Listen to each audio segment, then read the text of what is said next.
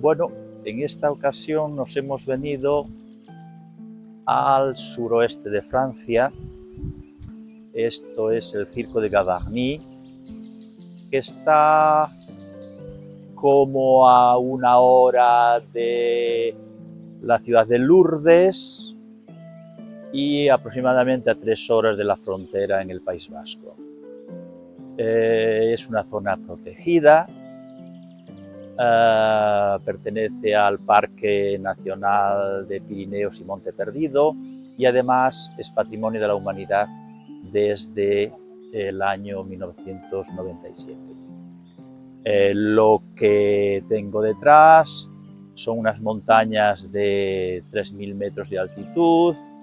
El pueblo de Gavarnie ya que hemos pasado está a 1.500 y estos picos de atrás, justamente desde el valle glaciar arriba, tienen otros 1.500 metros. Detrás de las montañas está la frontera española y la comunidad autónoma de Aragón. Entonces hay que elegir muy bien, eso sí, el día. Hoy está un día excepcional, 23, 24 grados, se espera una máxima de 25, pero daros cuenta que hoy es 9 de junio y, lógicamente, a 3.000 metros aún hay nieve.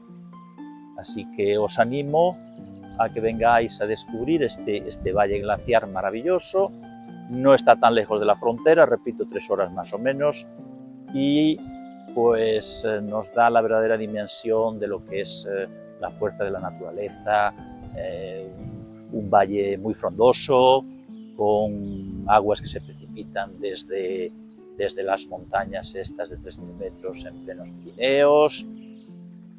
Ubicada en la frontera franco-española, esta joya natural se encuentra en el departamento de los Altos Pirineos, en la región de Occitania.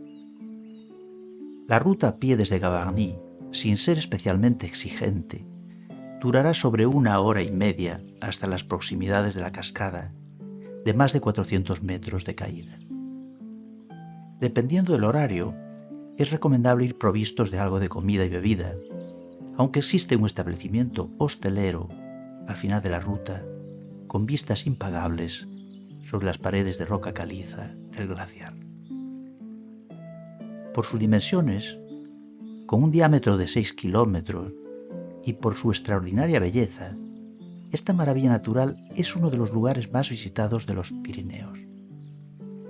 Como siempre, y en la medida de lo posible, recomendamos evitar la visita en temporada alta y tener en cuenta que todo el valle puede estar cubierto de nieve hasta el mes de abril o mayo. Esto también nos debería invitar a la reflexión sobre la compatibilidad entre el disfrute de nuestro patrimonio natural, muy deseable, y la preservación del mismo. No olvidemos que el equilibrio natural es más frágil y delicado de lo que solemos pensar.